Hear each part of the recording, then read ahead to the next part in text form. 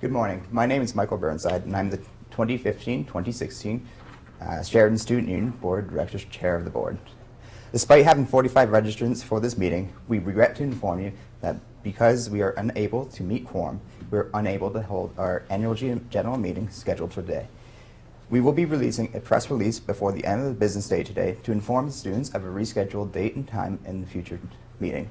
Thank you for the time. At this time, I will take any questions from the room. Yes. So the reason why the meeting is closed is because a lot of students are spending too much time on their devices these days, and most of the students who spend too much time on their devices and did not learn how to balance between device time and real life time have lost track of when they should be at the SSU student meeting. And that is the first reason. And the second reason I have is that students the time management era is going down. People are losing time management skills. People are losing social skills and communication skills when their device usage has gone so high. So those are the factors on why the SSU meeting cannot be held. Yeah, so that's definitely something that we'll take into consideration as we kind of look at different options that make sure our future meetings are successful, whether it be this year in maybe a couple of weeks or from future years from now. Is there any other questions? Yes, I have a suggestion. So my suggestion is, if you can, is it possible if you just you work with the head, you work with someone who is responsible for hosting SSU annual general meeting, and consider relocating it to Hazel McCallion campus or Trafalgar campus, or for today, or reschedule it after exams. We'll be kind of looking into everything just to maximize our potential for making sure the meeting happens, because we do have a required quorum of 20 people. So because it hasn't been successful here with this method, we will look at perhaps the Trafalgar campus or the Hazel McCallion campus, like you mentioned.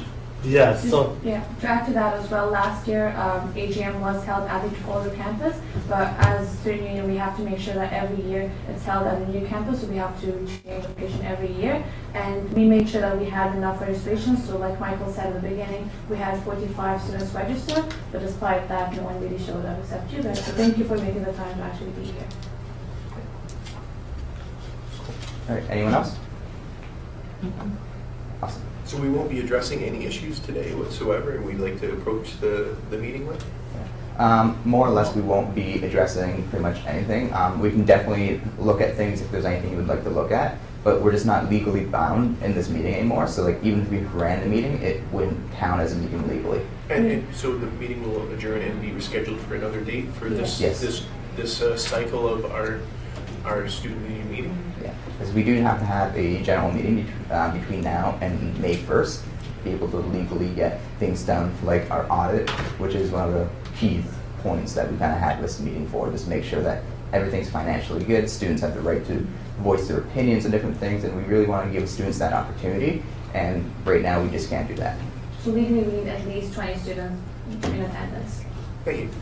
In regards to your concern as well, I think that there's another opportunity. If you are unable to make the new scheduled time, there'd be another opportunity, which is definite that it will happen, is our board meeting, or as definite as it can be. Our board meeting, which happens on April 13th, and I believe it's at Trafalgar campus. And it's from 7 p.m. to 9 p.m. And you can request to be put on the agenda for that evening for the concern that you have, if you want to. And we definitely encourage students to get involved in any way that you can with the student union to make sure that it is successful. You guys are fee-paying students, and make use of your time at Sheridan. Make use of the money that you pay, and definitely come to our board meetings or our annual general meetings or any activities that we kind of run. Anyone else? my other my other suggestion, my other suggestion I would like to make is please make sure that please make sure that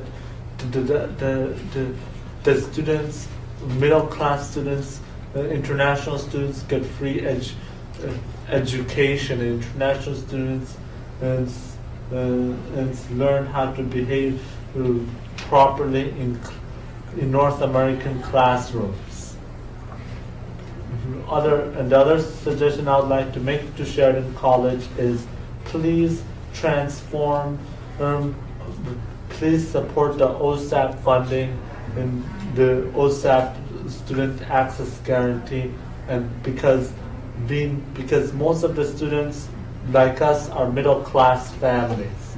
They're not rich, and they need. And if there's no enough guarantee, it becomes unaffordable for